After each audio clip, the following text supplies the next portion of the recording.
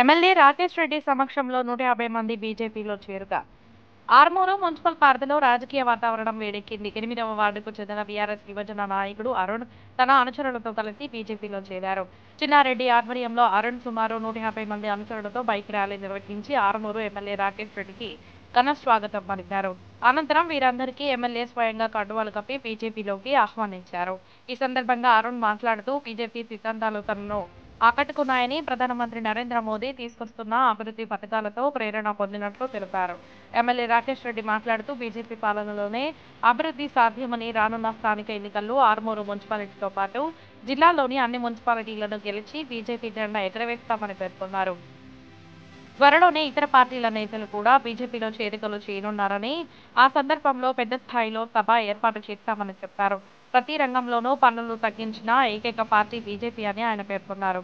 రాముడు ఒక వైపు ఉంటారా లేక రౌడీ రాజకీయాలు నడిపే రాక్షసుల వైపు ఉంటారా అని ప్రజలను ప్రశ్నించారు. ఆర్మూరు ప్రజలు నాకు 30,000 భారీ మెజారిటీతో గెలిపించిన ప్రజలకు నేను ఎప్పటికీ రుణపడి ఉంటాను అని పేర్కొన్నారు. ఈ కార్యక్రమంలో బీజేపీ పట్టణ అధ్యక్షుడు మందుల బాలు, పాల్కం వేణు, ఎస్పీ అనిల్, పెద్దోళ్ల గంగారెడ్డి, గలిగోట్ గంగాధర్ తదితర పార్టీ నాయకులు పాల్గొన్నారు. ఆర్మూరు పట్టణంలో అరుణ్ నాయకత్వంలో వందలాది మంది కార్యకర్తలు భారతీయ జనతా పార్టీలో నరేంద్ర మోడీ నాయకత్వం పట్ల, దేశం పట్ల, ధర్మం పట్ల అభిమానంతో మాట్లాడారు. ఇంకా రాబోయే సంగ్రామం, ఎన్నికల సంగ్రామంకి ఈరోజే యుద్ధ పేరు కూడా మోగించడం జరిగింది. ఈ ఆర్మూర్ని కాపాడుకోవాల్సిన అవసరం ఉంది.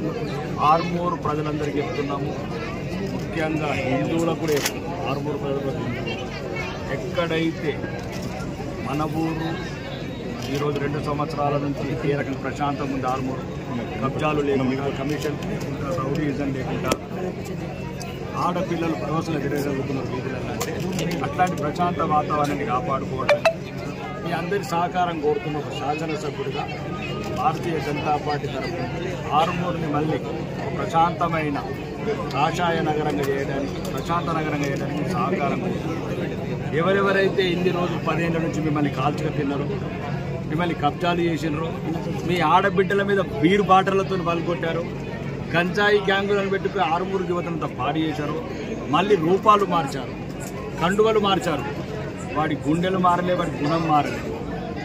కాబట్టి ఆర్మూరు ప్రజలు ప్రత్యేకంగా ఈరోజు అభివృద్ధి, ఏమన్నా అభివృద్ధి పథకాలు కావచ్చు, లేకపోతే ఆత్మగౌరవం కావచ్చు, ఆత్మాభిమానంతో ఆర్మూరులో బతకాలంటే మనం భారతీయ జనతా పార్టీ గెలిపించుకోవాల్సిన అవసరం ఉంది. దానికి ఇట్లాంటి యువకులు ఈరోజు వేలాది ఆర్మూరు నగరంలో వేలాది యువకులు పార్టీలో చేరడానికి సిద్ధంగా ఉన్నారు. నరేంద్ర మోడీ నాయకత్వం కావచ్చు, ఆర్మూరు ప్రశాంతత గురించి కావచ్చు, ముఖ్యంగా మీ మీడియా మిత్రుల సహకారం. ఒకప్పుడు మీ మైకులు కూడా భయపడ్డాయి, మీ పెన్నులు చేతులు వణికినాయి. కాబట్టి 2 సంవత్సరాల నుంచి గొంతులు వలకట్లేదు, మీ పెన్నులు వనకట్లేదు. కాబట్టి అవి అట్లనే మీ కళలు కూడా నిర్భయంగా ఉండాలా, మీ గొంతులు నిర్భయంగా మాట్లాడాలా, మీకు నచ్చింది, న్యాయం అనుకున్నది, ధర్మం అనుకున్నది మీరు పత్రికలు రాయాలంటే రావణ సంతతిని దగ్గరికి రానియకుండా రాముడి సంతతి అయిన రామదండుని, నరేంద్ర మోడీ సైన్యాన్ని గెలిపించాలని ఆర్మూరు ప్రజలను కోరుతున్నారు.